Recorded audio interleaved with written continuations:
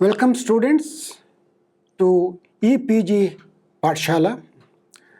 I am Dr. K.S. Nagaraja of Deccan College, Pune. I am teaching the course of Historical Linguistics. In today's module, we discuss the third important language family of India known as Austroasiatic language family. So far, the other two families which we have discussed, the Indo-Aryan and Dravidian, we'll have noticed that many languages are official languages of the various states of India and having writing systems of their own and having quite a significant literature as well. However, in this particular module, that is the Austroasiatic language family, as well as in the next one which we are going to discuss, Tibeto-Burman family, all the languages are virtually minority communities living in obscure areas of hills and forests, never coming into mainstreams, as it were. So no literature available, no writing systems employed to write those languages. So only recently they have come into limelight in the last 50 years or 100 years. So in this module, we look at the Austroasiatic family in some details, as it is an important family. There are many questions in this. We'll study some of them and see how far we can go. It's normally assumed that the Austroasiatic language family is not only important for the subcontinent, but also probably they are the native people of this subcontinent. If Dravidians and Indo-Aryans came from outside into the subcontinent, the natural question is whether this subcontinent was an empty land or was populated by other communities. If you don't accept the first hypothesis, then naturally the other hypothesis leads the possibility that there were other communities living there, and maybe at least in central and eastern India, the people who are now known as Austroasiatic probably lived there. So that way, this is an important family from history point of view, and the knowledge of it at present is not really enough. But then when you look at the languages belonging to this family, we see that there are more than 150 languages, and these languages are normally classified into two major subgroups. One is the Munda languages.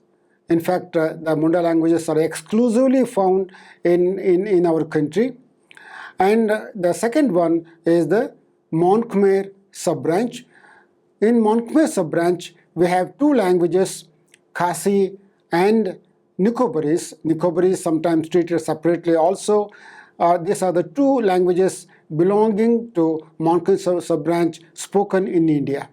All the other languages, more than 100 in number, are spoken in Southeast Asia, stretching from Burma, or now the present day Myanmar, Thailand, Cambodia, Vietnamese, even partly Malaysia as well.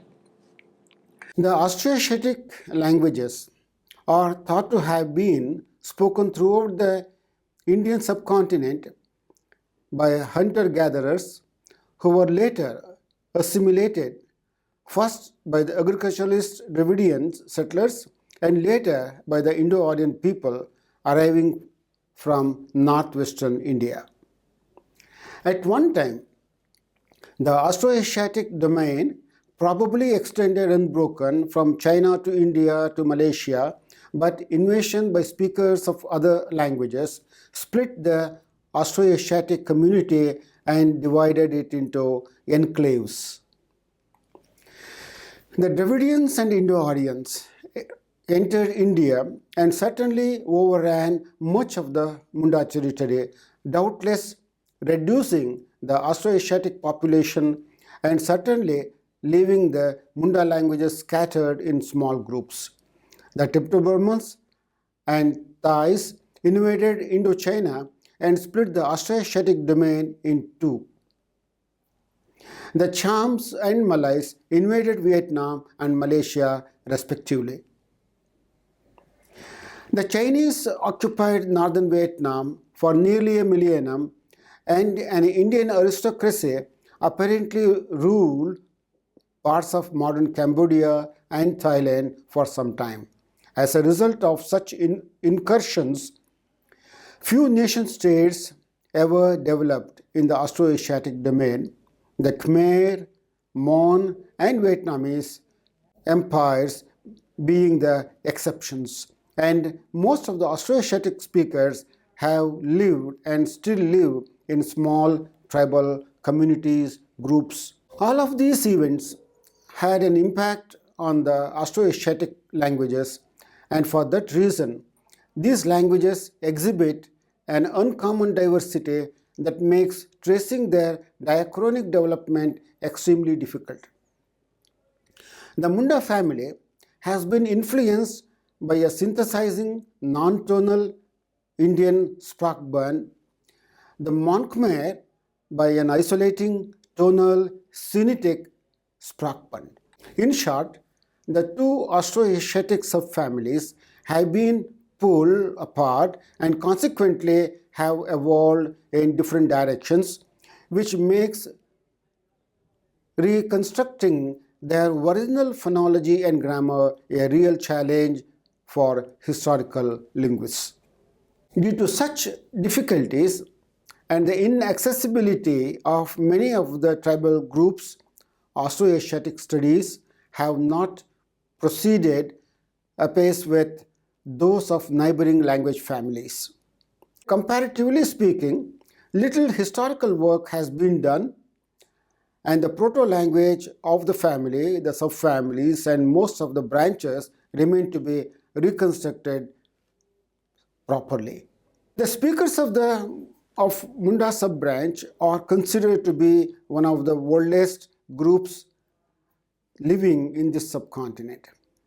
Though there are no literary texts in any of these languages, as no language was put to writing ever, the Austroasiatic domain probably extended unbroken from China to India to Malaysia, but invasion by speakers of other languages split the Austroasiatic community and divided into enclaves. The Dravidian and Indo-Aryan entered India certainly overran much of the Munda territory. The date and place of the origin of Austroasiatic is still unknown.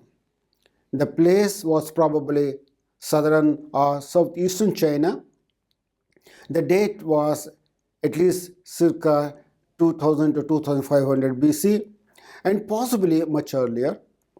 From that location, Austroasiatic speakers might have moved south into the Indochina Peninsula and west into India. Their southernmost expansion was the Nicobar Islands and the southern tip of Malaysia. Some may have penetrated Sumatra and other islands, but this is uncertain. Their westernmost expansion is unknown, but some argue that it extended into modern Pakistan. Austroasiatic languages have a disjunct distribution across India and other countries, as mentioned earlier. According to a scholar Sidwell and also a scholar Blank, according to their report 2011, they appear to be the autochthonous languages of Southeast Asia, or in other words, native languages of Southeast Asia. Genetic studies of representatives from all branches of Austroasiatic indicate the ancestors of Austroasiatic speakers originated in present-day India and migrated into Southeast Asia from the Brahmaputra river valley. The Austroasiatic language family is considered to be one of the oldest families of this region. Khmer, Mon, Vietnamese are culturally the most important and have the longest recorded history. Among these languages, only Vietnamese, Khmer and Mon have a long recorded history, and only Vietnamese and Khmer have official status in Vietnam and Cambodia respectively. The rest of the languages are spoken by non-urban minority groups, written, if at all, only recently. The family is of great importance as a linguistic substratum for all Southeast Asian languages. Superficially, there seems to be little in common between a monosyllabic tone language such as Vietnamese and a polysyllabic toneless Munda language such as Mundari or Santali of India. A very recent study, however, confirms the unifying unity of the family. The date of separation of the three main Austroasiatic subfamilies, Munda, Nicobarese, Mon Khmer, have never been estimated and must be placed well back in prehistory. Within the Mon Khmer subfamily itself, 12 main branches are distinguished. Glottochronological estimates of the time during which specific languages have evolved separately from a common source indicate that these 12 branches all separated about 3000 to 4000 years back. Relationships with other language families like Austronesian have been proposed, but because of the long durations involved and the scarcity of reliable data, it is very difficult to present a solid demonstration of their validity. Though there are no written texts in any of the Munda languages, as no language of the group was put to writing at any time of the history, oblique references to Munda languages can be found in the literary texts of Indo-Aryan languages. In ancient literature of India, some of these people were referred to as Nishada, Kolla, Billa, Pulinda or Pulindra, Kirata, Shabara, etc. For instance, the Kirata people of the Vedic texts must be the present Khadiya people. Shabara people mentioned in Aitareya Brahmana and other early Sanskrit texts must be the present Sora people. The Khadiya and Juang consider themselves to be sections of the Shabara people of olden times. The Juang women used leaves as their garments until recently, for which reason they are also known as Patua. In this country, most of these people are found in midst of forests and mountains of central and eastern India and in Nicobar group of islands. Only during the last 2 centuries, a better understanding of these people has become possible. In the early 19th century, a beginning was made with the attempts of Hodgson and Max Muller. Hodgson, 1848-1858, hinted that there were actually 3 groups of languages in India, the Himalayan, Indo-Aryan and Tamulian. The last one included both the Dravidian and the Kol or the Austric groups of languages. In 1854, Max Muller separated the Dravidian from Kol or Austric and referred to these people as Munda for the first time. In due course of time, this term was accepted to refer to these people as a group as such, and it continues to this day also. So, as I have already mentioned, these languages are classified into 2 major sub-branches, but I should say that the credit goes to a scholar known as Schmidt, William Schmidt, who first proposed this kind of comparison. In fact, he was responsible for identification of this family as separate from a closely termed family Austronesian family. So in fact, he showed that Austroasiatic and Austronesian are different. So he was the first scholar to declare in 1906 that a family of this type exists. And later scholars like Pinot and others were responsible in establishing this family on a firm footing. In fact, in the initial stages, scholars, even Schmidt, for instance, included other languages like Malay, Sakai, and other, which are now clearly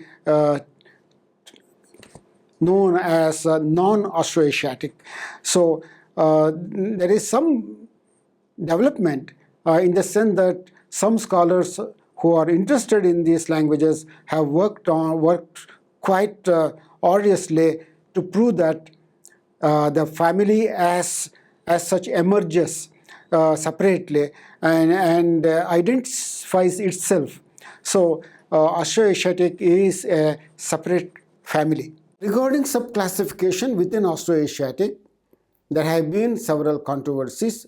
Schmidt, who first attempted a systematic comparison, included in Austroasiatic a mixed group of languages containing Malay borrowings and did not consider Vietnamese to be a member of the family. As for Munda and Vietnamese, the recent works of the German linguist Hans Zergen Pinot on Khadia and of the French linguist André Hardricourt on Vietnamese tones have shown that both language groups are Austroasiatic. The primary split of Austroasiatic is between the Mon-Khmer and Munda families. The former are far more differentiated. Mon-Khmer comprises well over 100 languages. The mid-level subclassification of the family into some 12 branches is clear. There are uncertainties in the assignment of several of these branches to certain higher level divisions.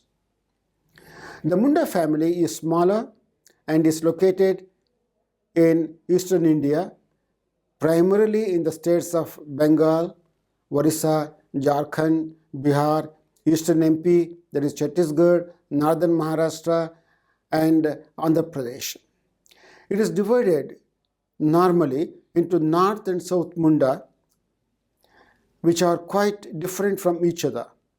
The North Munda languages are fairly closely related in two branches, Korku on one side and Kherwarian on the other. The term Kherwarian normally includes languages like Santali, Mundari, Ho, and others.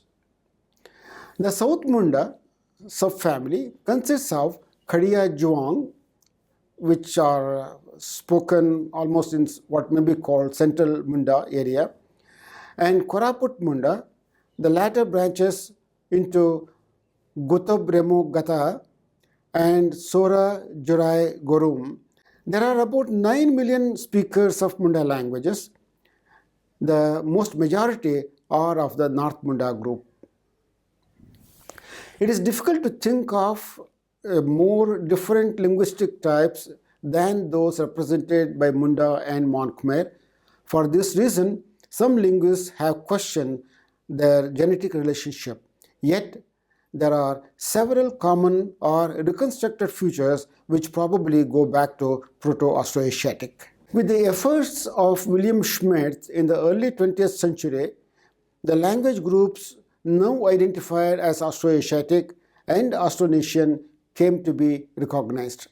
It was in 1906, for the first time, Wilhelm Schmidt, the real discoverer of the Austroasiatic family, propounded the Austic theory. Schmidt's articles, for the first time, supported the Austroasiatic hypothesis with lexical, phonological, and morphological evidence. They remain, until today, the basic works of Austroasiatic studies. Schmidt grouped the Munda languages into 3 subgroups on the basis of the distribution of Ka and Ha, from what may be called the reconstructed Proto-Munda Ka into the following.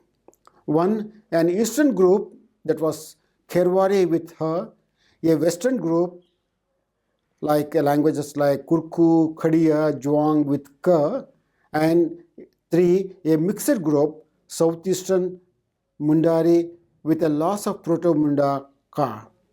As this classification was based on a single argument, it could not do justice to the facts. Grierson has discussed Munda and Mon Khmer languages in 3 volumes of Linguistic Survey of India, namely Volume 1, Introduction, Volume 2, and Volume 4. Later, Pinot, in 1959, through his extensive studies on Munda languages, showed that the verbal inflection of all Munda languages is traceable to a Proto-Munda inflectional system, which was later expanded in the north and considerably reduced in the south.